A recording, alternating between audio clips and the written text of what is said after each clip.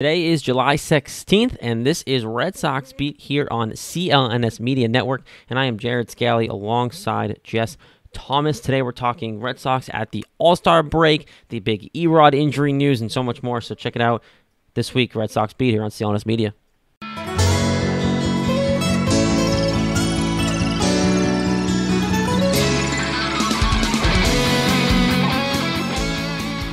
They are filled up again for the Red Sox. It's 2-1 Toronto. This is a perfect spot for Mookie.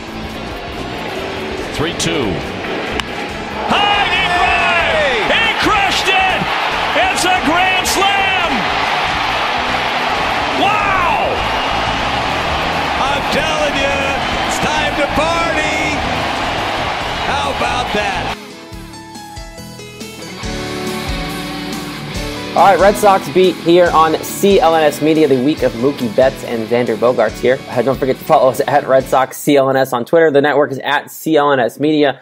Jess Thomas over there. I am Jared Scally. And we're officially at the fake halfway point of the regular season, the All-Star break. Don't know why in the world they still call it the halfway point. Don't get it. It's so stupid, Jess. Like, it's not the half, it's like the 2/3 point. Like, halfway point was 2 weeks ago. And for some reason, All-Star break, I don't know. It's stupid. But either way, we're at the All-Star game. Home run derby, going to be awful. Celebrity softball game, favorite part of the week. Love the celebrity softball game, all about it. And I'll watch the game, of course, too. But Red Sox in first place, 4.5 games over the Yankees. And Yankees lost again going into the weekend here, and we're going into the week. And just overall, there's some holes, and we're going to touch on stuff that happened this week because there is definitely a lot to talk about. But can't be mad about where this team is coming into this year, thinking, okay, back and forth with the Yankees. All-Star break, the fake halfway point, you're 4.5 games up on the Yanks. Well, first, the fake halfway point is hilarious because it's true. They've played 98 games, yep. Which means they only have 64 left, which is way more than half. Well, but it's funny, too, because they started even earlier, but the All-Star break's still mid-July, just like it has been. So it's just like pushed back even further than it already was. So it's crazy. So that's that. It's crazy that they're 4.5 games up because after you lost to the Yankees, they were right neck and neck, like on top of each other, as they had been for months on end. And now all of a sudden, a real hot streak right at the end, the Yankees decided to lose a couple games to the Orioles and the Indians, and all of a sudden it's 4.5 games just like that. And yes, anything can happen, but July 15th, Red Sox aren't losing. 4.5's a lot now. Yeah, 4.5's a lot. 10-game win streak currently. 12 of 13 you've won since that Yankees lost. That was a terrible series, especially that David Price game. But winning 12 of 13 since then, riding a hot streak, you almost have the argument, Jess, and I'm not the first one to say this, is that the break's coming at a terrible time. Red Sox are really clicking. The pitching, we'll talk about ERod in a sec, because that's big news coming in this week about how long he might be out. But you talk about this team, Mookie Betts, grand slam. Best play of the season. Xander Bogaerts backs that up with a walk-off grand slam. This team right now is catching a stride, and they're becoming dangerous of the fact that they are starting to really buy in and believe. And they might on paper be worse than like the Astros on paper. But when you start to believe and buy into this, you become very dangerous, even if on paper you're not the best team. You feel like this is starting to click, and now you almost question is it really a bad time to send some players to the All-Star game and send everybody else home for a couple days? I'd want to say yes, but this team's so good and they've been so consistent all year long that I really don't think it's going to make a difference, especially when you're coming back after the All-Star break and play the Tigers and the Orioles. And we've seen that this team takes care of business against bad teams. They've done it all season long. They just did it for this whole week. They swept the Royals. They swept the Rangers. They took 3 out of 4 from the Blue Jays. They swept the Nationals too, and really they're not that good either. So they take care of business against teams that they should. If you're a good team, as me and Nick talked about a lot last week, but people are saying that they're beating bad teams, so they're not that good. But me and Nick said we're beating bad teams because they are good. Good teams beat bad teams. I don't get that narrative. I'm over it. Like, this is something that keeps being brought up. And this has been happening since week 1, right? It's oh, well, you haven't played with any talent yet, blah, blah, blah. And I got that earlier on because you played like 3 weeks straight of Tampa Bay when the season started. Right. But like, you play the Yankees a lot, you've played the Nationals, you've played these teams that are supposed to be good. The Mariners you've played these teams that are actually good. People who are off on this team right now don't know baseball. And you know me, Jess. I'm as negative as I possibly can all the time because there's always something to fix with the team. But that's also getting nitpicky because this team is the best team in baseball by 4.5 games. It's just the way it is right now. And they're 68-30. I mean, that's really good. And the way they're playing right really now, them and the Yankees are both pacing for obviously over 100 wins. You're going to have a 100-win team out of the AL East playing the wild card game because that's how good both these teams are. I understand the talent's crap. I get it. But you still have to beat these teams. Look at the Yankees. You just mentioned it, Jess. You lose to the Orioles. You're losing 2 to the Indians, or 1 to the Indians. Like, you're losing these games, and it's like, those are games that you should be winning. The Red Sox had no problem cleaning up house the last week. They've won 10 straight against garbage teams because they're supposed to. Right. It's just the way it is. But the thing is, even good teams lose against bad teams. But the Sox just don't.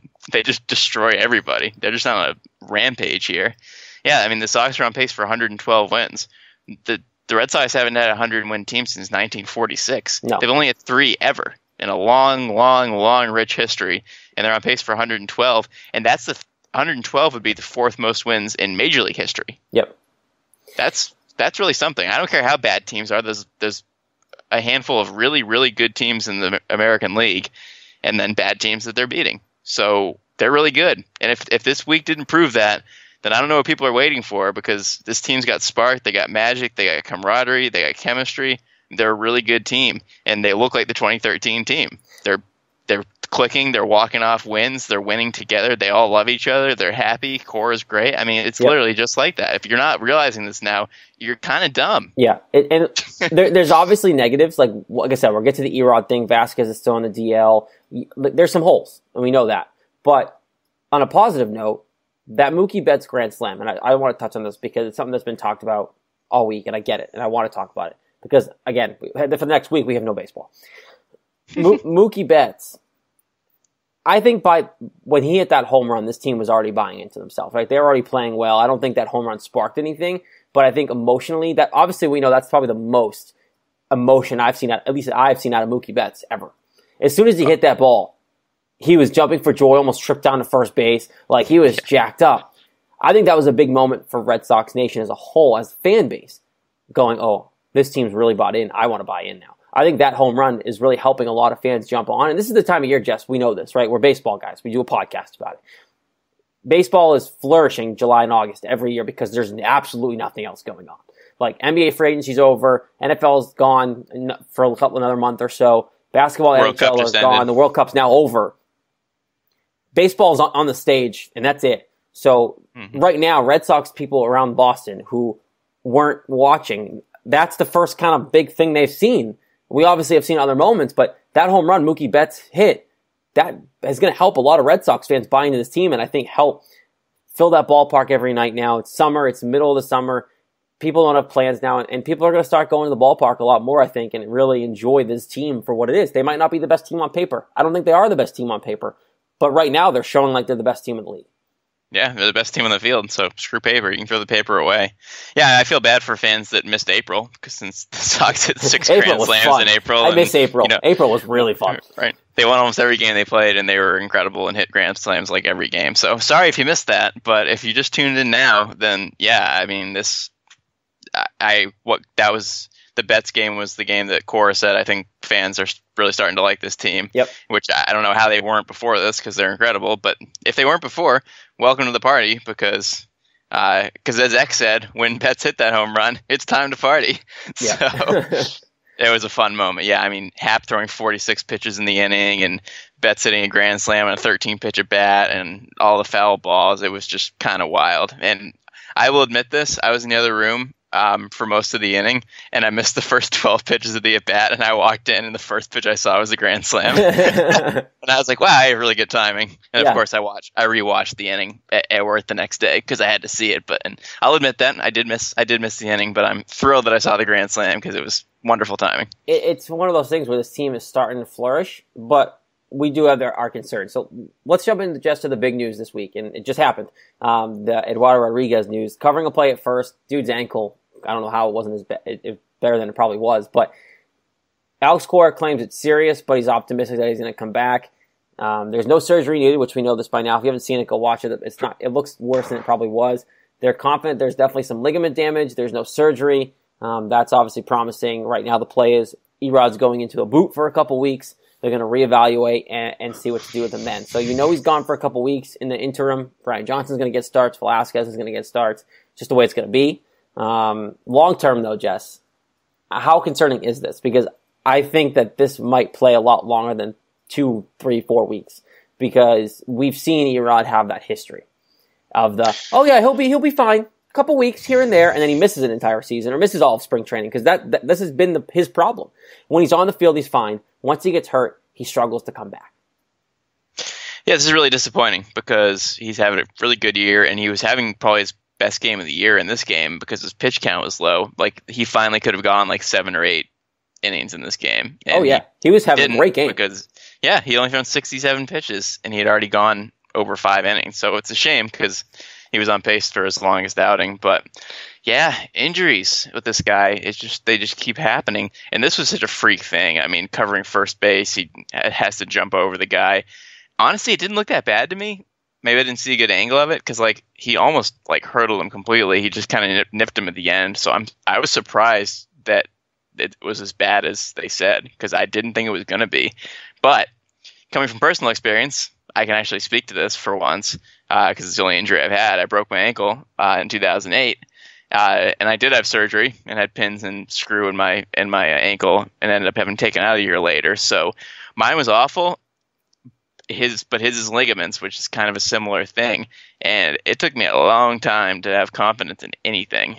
So I can't imagine him coming back soon from it. From personal experience, I didn't have the doctors that he's going to have. So that's the difference. But man, that was painful. And man, it just kept going on and on and on. And it was just so sensitive for such a long time. So if it's anything like what I had, then there's no way he's coming back in 2 or 3 weeks. I think it's a 2-week evaluation to use the excuse. I'd be shocked if the boot even comes off in 2 weeks. I wouldn't be surprised, Jeff, if it lingers. If it lingers and all of a sudden he might need surgery. It wouldn't surprise me. Yeah. I feel like they might just be, I wouldn't put it past him, to say, hey, you know what? He doesn't need surgery. It's fine. In 2 weeks, nope, he needs surgery. He didn't get better. That would be stupid, though. I know, but I wouldn't put it past this team because we've seen it before. But if that happens, there's a chance this guy might not pitch again this year. Cora said he's optimistic that he'll be back this year. I don't want to put that on him yet because it is only July. He's got time to come back. But there is a chance of that, depending on how bad this really is, which we don't know yet. So that puts this team into a risk of now what? Because you have ERod was banked as a starter. Now you have to worry about Steven Wright. Is he healthy coming back? Is Drew Pomeranz going to figure this out and come back healthy? Is Brian Johnson or Hector Velasquez going to be enough if that means they're the ones in that spot in a playoff series? There's a lot of long-term lingering effects here, especially because there's a deadline coming up. And if you don't know what EROD's situation is, now it changes your whole dynamic of what's going on because we talk about it. And the biggest thing for me, Jess, coming into the trade deadline would have been back into the rotation. Back into the bullpen, no questions, right? 8th inning guy, 7th inning guy, whatever it may be. You need someone to pitch behind Craig Kimbrell that you trust. Okay, well, now what? Because now before it was a fringe of, do we need a starter? We could, but it's fine. We can deal with what we have. We'll figure it out. We really need an 8th inning guy. But now you have guys, Tyler Thornburg's come back and pitched for about a week now. He's looked pretty good for the most part. He pitched today here on Sunday, and it wasn't phenomenal. He got hit around a little bit, but he got out. It was hard hit balls. But I think you're not gonna see perfection from him right away. And then this guy Ryan Brazier, 30-year-old out of nowhere, comes up and is pitching phenomenally. Today was the first hit he allowed in his first 4 outings in the Red Sox uniform. Plus, we talked about this too just before the show. Brandon Workman finally getting a chance up here, and now he's pitching well on the back end. Does the shift change? Jess, do you trust one of these three? I think it'd be Thornburg over anybody. A combination of those three plus the guys you have, is that enough in the bullpen to maybe need a starter now instead of going after bullpen help? Because this ERod thing changes a lot. Yeah, I don't know how much I trust Brazier, obviously, just because he's new and he hadn't pitched for 5 years, so I'm not sure what he can give you, even though he's looked good so far. I like what I've seen from Thornburg, and Workman's been fantastic this whole time. And Matt Barnes is having the best year of his career, which no one's really noticing. He's got some real good numbers, and he's been really solid. Really, Joe Kelly's the only one who's been crap in the bullpen because his ERA is pretty high. And I think that's what you want with Matt Barnes too, Jess. You want it to be behind the scenes because he doesn't seem like he likes the spotlight, right? We talked about him last year. All we could talk about was him playing a caught at Fenway because all he could do was pitch at Fenway. I haven't brought that up at all this year. It's been fine. And like I think that's where he works the best. I do too. I agree. So we'll keep him in the dark. That's the last I'll talk about Matt Barnes. I'll shut up. It's over. Right. Who's Matt Barnes? Who's Matt Barnes? The basketball player? Yeah. So I think it wouldn't hurt to get a bullpen guy, maybe a name guy, just because all the guys they have besides Kimbrel really aren't name guys. But I don't think it's necessary, and I think now a starter is more necessary, which is so weird. That's baseball for you, because they had so many starters. Like they had like too many starters for a long time, and now we're sitting here like scrapping and calling Brian Johnson our fourth starter and wondering who else is going to pitch because Pomerantz and Wright and. They're like, all. Do you trust Porcello and like all these? You know what I mean? Like it's a big deal, right? So that's more important now. Obviously, if ERod's going to get reevaluated in 2 weeks, that's 2 days before the trade deadline. So I don't know if that will hinge upon something. But I know Stephen Wright's not really getting better. They're worried about him, and I guess Pomerantz is healthy now, but he's pitched like crap in the minors. So I don't know if they trust him, if they should bring him up for a start. I mean, obviously that's what you want, is the guy who won 17 games last year to come back and be the same guy. That would be great because he's still on the team. And you'd think that like he'd be fine this year when he's healthy, because look at around the league, there's no talent. Like you have 4 guys, 3 guys who are like pacing for 17. David Price is on pace for 17 wins, Jess.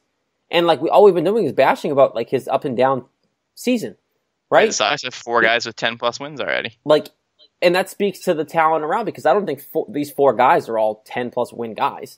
But it's a matter of if your offense hits, then you're going to get those wins. So. In a year like that, you'd think Drew Pomeranz would be fine. So maybe they do just bring him back up and throw him into it and see what happens. But I think they're leaning still towards a bullpen arm. I really do, because I think they believe in Drew Pomeranz for whatever reason. I want to believe in Drew Pomeranz. I mean, me too, because look what he did last year. But do you trust him enough? Like the next 2 weeks are obviously pivotal, right? Whatever the evaluation is on ERod, is it a month? Is it 2 months? Is it maybe a week? Like his timetable is going to say a lot. Because if his timetable is legitimately not that bad, then maybe you still go after a bullpen arm. I still think that you might want to go after a bullpen arm, because right now, I still don't. I mean, the only guy, Workman's been fine.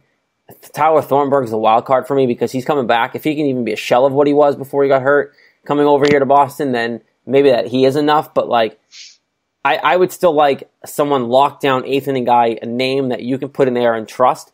Because it also backs up the idea of maybe you have that person close if Craig Kimbrel doesn't come back. So it's a nice kind of win-win there.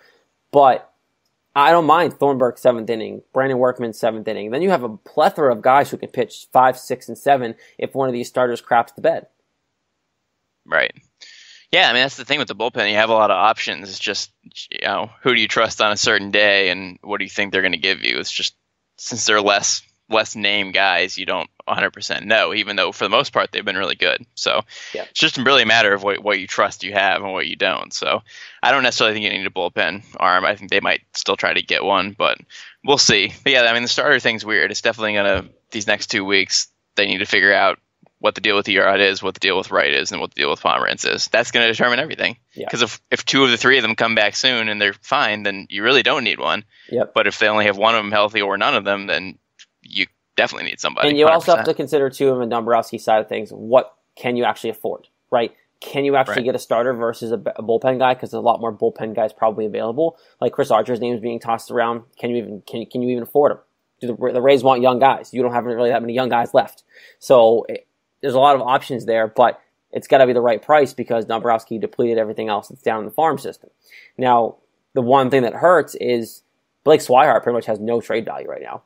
And that was the big chip if they dealt him sooner. Again, the whole Hanley thing is a mess now, because Pedroia is probably not going to be back this year, which even sounds like Pedroia even said, "I'm not holding my breath," but like that's basically what he said when he was asked about it. So Pedroia is probably not back this year, which means Hanley's sitting at home for no reason whatsoever. Blake Swihart is now your backup catcher, but Sandy Leon's been playing almost every day because Vasquez is on the DL for a little bit of time here. So the catching position is now even weird, but Blake Swihart now loses value because he hasn't been playing even when he has the opportunity to play, because he's your second catcher. Yeah, the situation's weird. I mean, me and Nick talked about it last week because Vasquez had just gone on the DL when we recorded last week, and we were assuming that Leon and Swihart would get like similar time to see what Swihart had. And like you just said, Leon's been playing like every day. He played both 1 o'clock games this weekend, and he played the 1 o'clock after 7 o'clock on Friday. So he's been playing all the games. So I don't know what the deal with Swihart is. If they just have no confidence in him, or they know they're not going to get anything for him in a trade. But it's kind of a strange time to not play him because Leon's. I mean, obviously they like Leon quite a bit. That's clear. Well, I think they don't. I don't think they have that value in Swihart behind the plate, and obviously they like Leon. We know they like Leon because they kept him here, and I still think they really want Vasquez and Leon to be the tandem here for a while. And I think I think Vasquez and Leon are happy with that. So it's one of those things where Leon's going to get the time. Now he's the everyday catcher, and maybe Swihart gets a couple games here, depending on how long Vasquez really is out. But I just think that the Red Sox don't really value Swihart anymore, and now they're kind of just like, okay, now what do we do with him? Clearly play him somewhere other than catcher if you want to play him, because they're not playing him a catcher. And now it's like they don't really need to have anywhere else to play him because Pierce can play as an extra bat when he needs an extra bat, who's been phenomenal. He got hit again today. Like, I don't even know. Poor guy. But you have options now other than Swihart to get people out of the lineup and move things around. Devers is going to be set to come back off the DL soon. You'll have Benintendi coming off bereavement. So there's a lot of things there that like kind of keep Blake Swihart on the bench. And this is the time where you almost want to play him because in 2 weeks you might have to trade him. And now if you trade him in 2 weeks, 2.5 weeks, whatever it may be, you are going to now get a lot less than you probably could have if you did it earlier in the year. I do want to bring up kind of what you were just saying, though, about guys being out. The funny thing is they've still been winning these games without these guys, which kind of makes you wonder, we're sitting here looking at all these injuries with ERod and Devers and Vasquez and all these guys, yet they keep winning. So you said, they got rid of Hanley for no reason. Has this team missed Hanley at one bit? No. Nope, not at all. Pedroia has played 3 games. They're still 68-30. So all these guys who are out, other guys are stepping in and they're still winning. So I feel good about all these injuries that happened. I know that was kind of a topic that I've been hearing people talk about the last couple of days, but I mean, you gotta feel good about it here as you approach the trade deadline. Yeah, and I think you do have to feel good about it as much as you look at injuries and hate them and they make you feel like crap. The team keeps stepping up in a way that you don't really see that often. And you know what? I think they're better off without Pedroia because I think Pedroia isn't really a positive influence in the locker room. I really don't think that, and that might be negative across Red Sox Nation. Don't really care. I think I think his leadership isn't really leadership, and I think him and David Price really do clash, and that causes David Price some more issues than we really need to worry about. But I mean, there is no coincidence. Just Hanley Ramirez is no longer in that clubhouse. It seems like they're having more fun. Pedroia is here and there, but he's not like a presence because he's not on the field. Morale's up. Imagine if they got rid of Price, even though they all love him apparently, but he seems like he's a negative piece of crap to me. But I mean, it seems like he's a great teammate, though. Like, I mean, I think the biggest thing is he just hates the media. I think he just hates us, and that's the biggest thing. He just doesn't like us. Well, I can't blame him. We crap on him like every week. and so, I mean, I wish the beat staff would be allowed to crap on them more. I think there's a lot of hand-holding and goody two-shoes played in locked clubhouses, and I get it. Like, you have to be around them every day, but at the same time, I wish there was more respect. Really, I wish there was more back and forth, and I wish there was more. Like, David Price isn't going to respect you; don't respect him back. And that's my problem with people who are on the beat. And I think I saw this. Jared Carrabis, who obviously asterisk next to him because he's not there every day, so he can say whatever the hell he wants because he's not in the clubhouse. Said something about like Didi Gregorius, whatever. You saw that tweet. I think a lot of people did. I did see that. And someone responded, "Oh well, you would never see a Yankees beat writer do this." And I'm like, dude, he's not in the clubhouse, not really a beat writer, and 2. This is what's wrong with baseball. Like, who cares? I wish more beat writers would be up against these players because a lot of these players just give attitude to everybody. And I get it. There's a sense of professionalism. But if David Price is coming at you and like, oh, well, maybe I won't even be there Sunday night against the Yankees because Fortnite. I'll just go play Fortnite. You should be allowed to be able to say something back to him because you asked them a question because you have a job to do. Like, I get they're professional athletes and people want to like tiptoe around and stuff, but like if they're not respecting you, they're all humans. Why do you respect them back? I mean, it's given and taken. I think that's stupid. Yeah, it's absolutely stupid. So yeah, obviously it's not going to change, especially in baseball because things are really slow paced changing. But that is definitely one thing that I think it bugs me the most about people on the beat. It's that, and obviously I would love to do it. That'd be a phenomenal job to cover baseball all summer. But I think the biggest problem with it is that a lot of these players get cushioned by the media, so they say whatever they want. David Price should get a little pushback. At this point, he's earned a little pushback from media because he hasn't said anything great for that. But that's a whole nother. I could do an hour on that crap. But I do enjoy your comments that you make on Twitter. They're very funny. you're a funny follow. I'll give you that much. Yeah, it's just I don't know. It's one of those things. But before we get out of here, because I know we do want to touch on the All-Star game, obviously, and there's one other weird thing that I just saw right before we came on air with from Fox Business about new ways to get into the baseball stadium, and I do want to touch on that because it's creepy. But Red Sox have 5 guys going to the All-Star games. JD, Mookie are starting. Sale's probably going to get an inning. Kimbrel and Moreland are also there. I highly doubt Kimbrel's even going to pitch because he's been used so much here in the last week. Yeah, that'd be fine. I'd be surprised. And then, honestly, it would be really nice if Sale didn't pitch either because then he would be off until the 27th of July, and that'd be a nice long rest for him, but he'll probably get an inning. And then Mitch Moreland, this is his first All-Star game. So I know we talked about this a little bit when they first got announced, but just your thoughts on this week in general as a fan.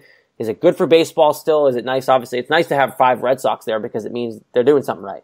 And it should have been 6 because Andrew Benintendi is an all-star. Right. But, I mean, Xander Bogaerts' numbers are almost as good as Benintendi, so you could even make a case for him. Mm-hmm. But that's what happens when you win 68 games. You have a lot of really good players. So, yeah, I still like it. Yeah, I think it's good for baseball. I enjoy the All-Star game. I think it's fun for all the best players to get out there. Obviously, I'm sure most people would rather have the rest, but that's the case with all All-Star games. If you're good, you're gonna get less rest. It's just a fact. So I love how many guys the Sox have. I mean, JD and Mookie, what a great week for them to be starting the All-Star game because they've just been absolutely ripping it up this week, as they have every week, because they're incredible. It's really fun having the 2 best players in baseball on your team and not knowing who's the better player because they're both so darn good. Yeah, seriously. So, it's incredible. You see every other day, people are like, oh, JD's MVP, oh, Mookie's MVP, oh, JD's MVP. It's like nobody has a clue because JD is right there for the Triple Crown, but he's probably not going to get it because Betts' average is too high. Seriously. So that's fun. So I love that they're starting as they should be. Sale and Kimbrel obviously 100% makes sense. They're both awesome. They're 2 of the best pitchers in the league, and they have been for a while. And Mitch Moreland, I did not expect that, and I love it because he's got some pretty good numbers. He's been consistent. They got rid of Hanley so he could play more, and then he paid them off with an All-Star appearance. So I love that. But I was shocked. I cannot believe he made the All-Star team. I did not expect that at all. Yeah, I think he's actually getting credit for what he deserves. He's playing well all season. He got a player best he can. He's a great defender. I think the biggest thing is now we have to see if he can back it up in the second half, which I think he'll be fine. But overall, I think it's a good experience for the families. Obviously, I'll dabble in them. I think the home run derby really is watered down because the top players don't do it. Because and let's dive into that because the home run derby is the key focus of the All-Star week. I think people more care about the derby than they do about the game. So, yeah. Which is fine because I get it. It's fun. It's a fun event. I'll watch it obviously. Isn't Bryce Harper the clear on odds favorite to win this whole thing? You'd think so. I mean, good thing it's not an average derby because his average blows. But he's having a down year, just a little bit. He is. Yeah, but he's still got 20-plus homers. So, yeah, I mean, you got Harper, Freddie Freeman, Max Muncy, Javier Baez, Kyle Schwarber, Alex Bregman, Rhys Hoskins, and Jesus Aguilar. I didn't even know who Jesus Aguilar is, but apparently he leads the National League in home runs. So that's a stud. I don't know where that happened, but I guess he's pretty good at home runs. Yeah, I mean, not a lot of names that you're going to recognize. They're all good players, but not name players besides Harper and Freeman, really, and they're facing each other. So, yeah, I'm definitely interested to see. I think Muncy, if that's how you say his name, maybe it's Munchie, I don't know, but he's a big power hitter. So I don't know if it translates to the Derby. That's the thing. You never know who's going to translate from the field to the Derby, but I think he's a dark horse. So I'll be interested because I don't know much about any of these guys. So I'm definitely interested to watch. But yeah, the star power is just not there. I mean, these names, we do, some of them, because we watch enough baseball. Kyle Schwarber should be pretty good if he has a swing. Javier Baez is a weird one to me. I don't see him as a home run hitter, but he has 17. Same with Bregman. He has 19. So, And also, Jesus Aguilar was a final vote guy. He got the National League final vote. So, right. The one thing that I wish they would do with the home run derby, and I wish more players would do, is I don't care if you're an all-star. Go do the home run derby. If you're Giancarlo Stanton, why aren't you doing the home run derby?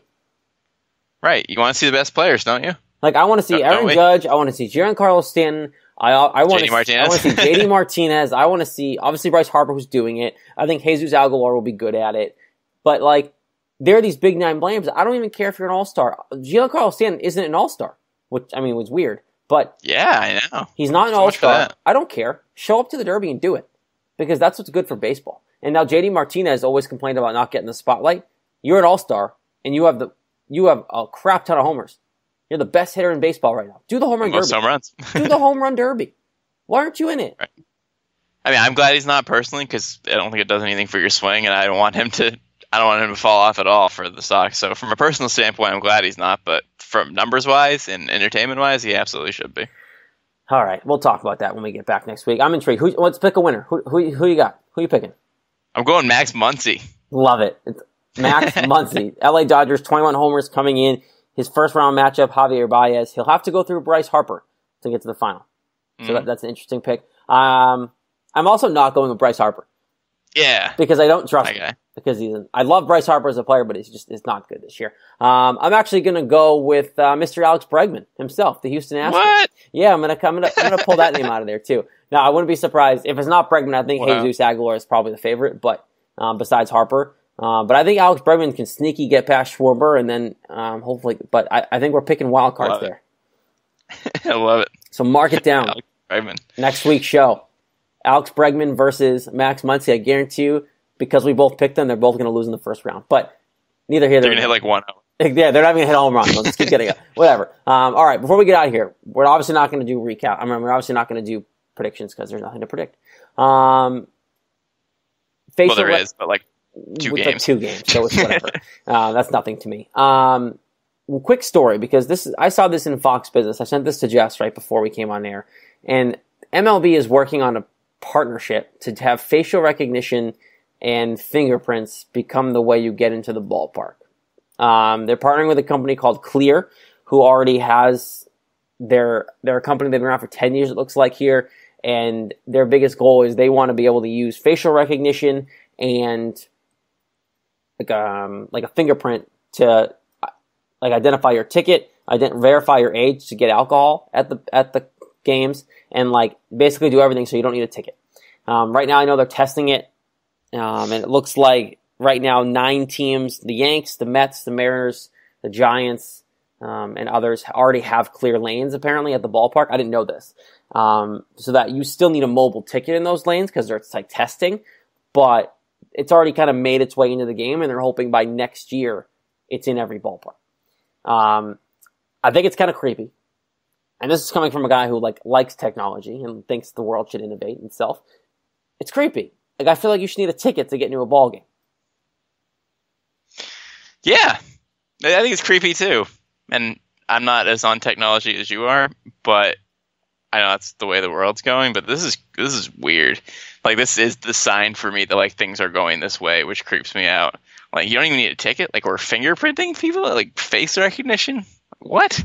Yeah, I think that's way out there. I did not expect this to be a story. I think the biggest thing that'll be nice about it, and more for the teams than for us, because I don't care about. I kind of care about this, but is to track demographics a little more, because then you can track who's scanning into the game, and then you can keep track of what age groups actually come into the ballpark. Because this has been an argument the last week, and I was listening to the Sports Hub earlier today, and they were having this argument in their brand spanking new studio.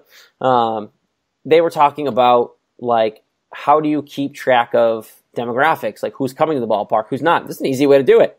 Fingerprints, boom. We know the age of this person, we know who this person is, and we know who, it's creepy, but it's a nice way for the league to start tracking those kind of things without guessing. So that would be nice to know, because I'm intrigued of the demographics of who are actually coming to the ballpark, because this game does need to do something to change.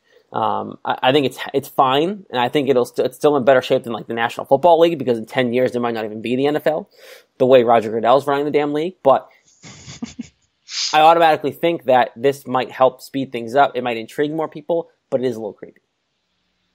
Well, you've convinced me that it could be cool for that reason. But yeah, for regular people reasons, and being a fan that this would happen to, kind of strange. Not liking it. Maybe I'll change my mind if it happens. But as of now, I don't like change anyway, so maybe I'm just too old school, but it seems like an odd thing to me. I was one to think it was creepy to use my fingerprint to open my phone, and now I love it. So who knows? Maybe it'll grow.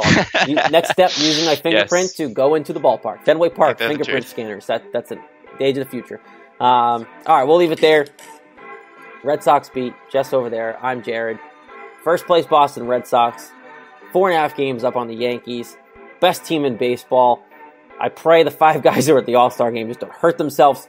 And we'll be back next week talking some baseball as they do resume in Detroit on Friday against the Tigers, the lowly Detroit Tigers. Hopefully, you know what? Maybe we're talking about a 5.5, 6.5 game lead coming into next week's show. But enjoy the All-Star break. Enjoy some time off from watching baseball. If you enjoy baseball enough, you might feel upset like we are because we don't get to watch baseball. We'll be back next week, of course, on Twitter at Red Sox CLNS, at CLNS Media is the network. Rate and review and subscribe to us on iTunes. We're on Stitcher as well, of course, on CLNSmedia.com. And, of course, don't forget the CLNS mobile podcast app as well, where all the shows that are hosted by the network are on there and for you to listen to. We'll be back next week. Again, Red Sox Beat, CLNS Media. Talk to you then.